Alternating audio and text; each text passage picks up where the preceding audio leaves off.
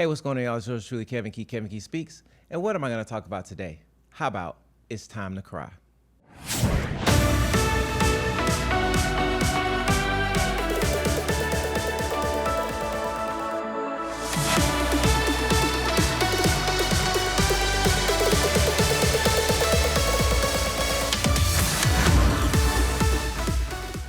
You know, the subject of crying is a really controversial one, especially when we're talking about men. Now, ladies, I'm not taking anything from you all. You all have to cry just like men, and we all have to have a release. But this message right here is more specifically for my guys. Now, I'm sure you're going to get something out of it, just like always, but I'm kind of tailoring this one to men. And in today's times, social media has kind of painted things a certain kind of way to where men can't cry. Also, being as a kid, you know, you're growing up. Most of us kids are taught, don't cry. You got to be tough. You got to be strong. Men don't cry. Suck it up and all these type of things. And as I've been going online, I've been seeing so much of men saying that they want to be able to open up and be vulnerable, but they're scared that it's going to be thrown at them. They're scared that the women in their lives are going to look at them like they're some type of leper because they show emotion. And so men are opting to not cry. Whereas before it was a sociological thing of don't cry. Now everybody's saying you can be emotional, your feelings are valid, but men are still in a weird place where we can't cry. And I remember sitting in the car a lot of times and just having the weight of the world on me. Just life stuff, trying to provide, trying to make the company work, trying to make my relationship work, trying to do all kinds of things. And it's just like all of this weight is just bearing down on you. And sometimes you just want to drive away. I ended up writing this movie called Fire, and it depicts, basically just shows you how men are in dealing with life, relationships, and just how much weight is on them and just trying to be able to survive. And so I think about the stigma and the shame that's put on crying. And recently I've just gone through such a really tough season in my life. And thankfully it was during the time that they had 21 days of prayer. And so every day I wasn't really concerned about what I looked like. I just was trying to heal. So I would go to the altar and I would just cry every day at church. And what I didn't realize was that other men were looking, saying, wow, this is freedom. How do I do that? And I wasn't doing it for them. It was literally, I was trying to heal, and I was just doing whatever it took in order to get me into a better place. And every day that I released and I was able to sit with my feelings and my emotions, it helped me to get better and to feel better. And for the first time, I just felt like I was in a safe place in order to be whatever it is I needed to be in that moment. And so I think what happens with us guys when we try to be that emotional person or to talk about our feelings, you know, to people that we trust or so forth, we're expecting them to meet us where we are.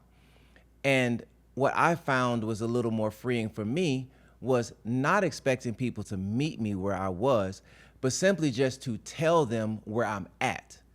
So, for example, if you're not okay, I was able to talk to some of my best friends and say, hey man, today was really tough. I'm not really okay today.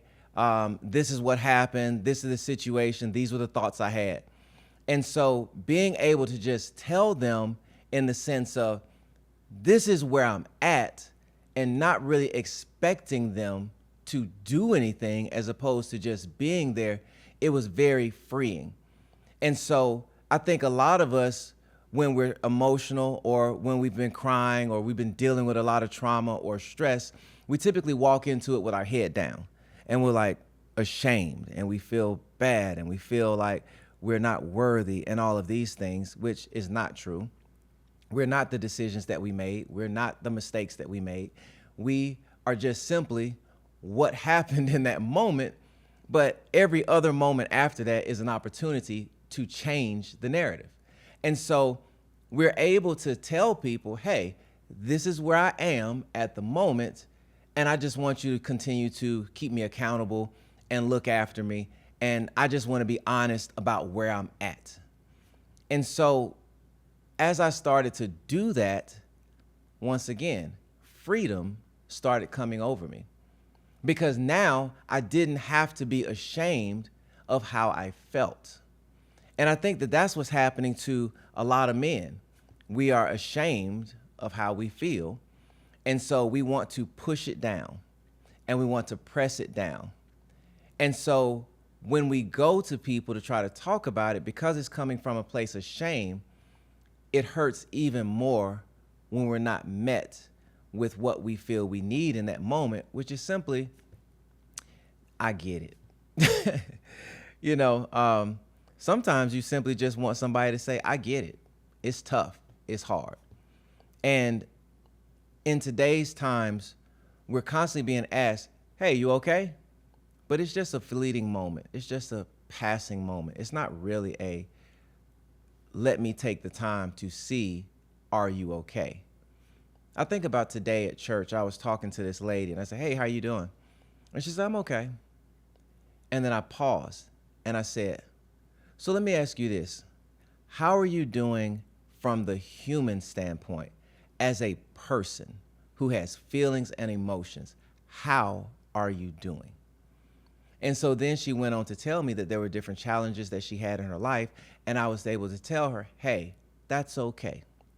It's okay to feel what you feel, and it's okay to step into that feeling and embrace it. Be okay with that. If you're angry at that moment, be angry. If you're sad, be sad. If you're happy, be happy. If you're, jovial, or if you're concerned, be those things in that moment that you need to be.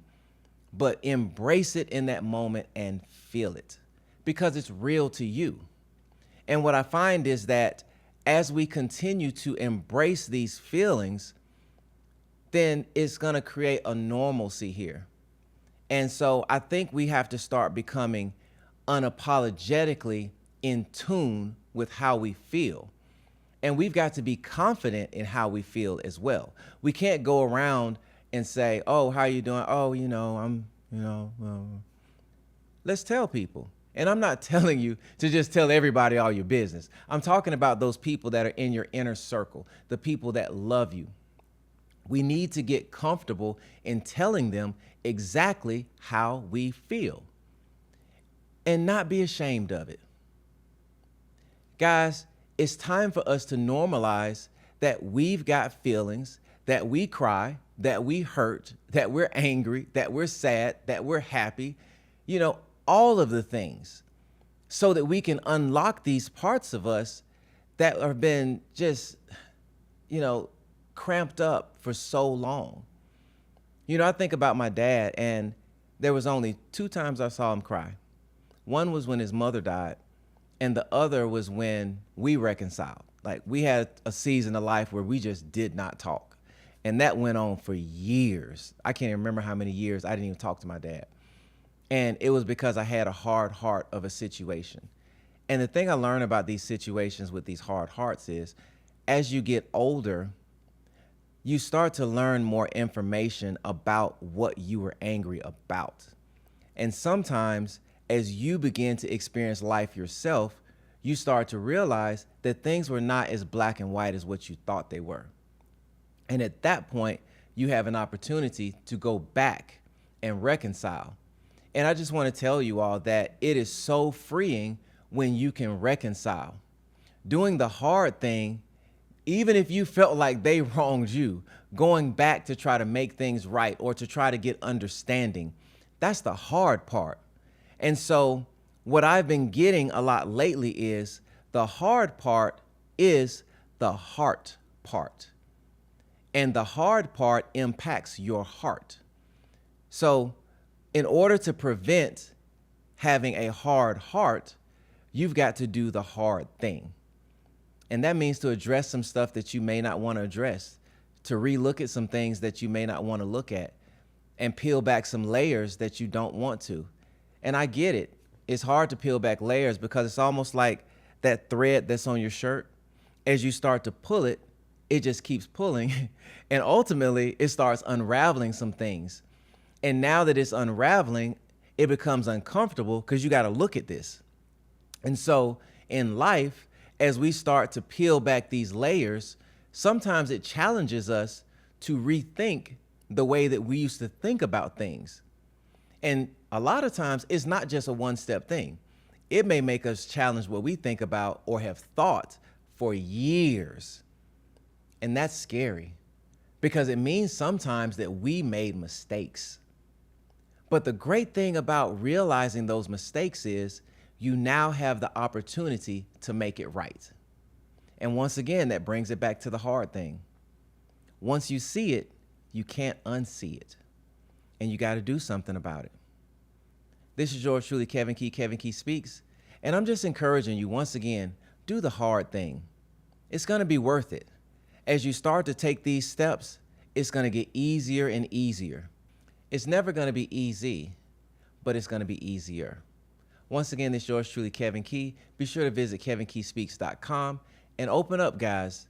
It's time to stand tall and normalize saying that you're not okay and being able to let out the emotion, whatever it is, in a safe and constructive way. See you on the next one.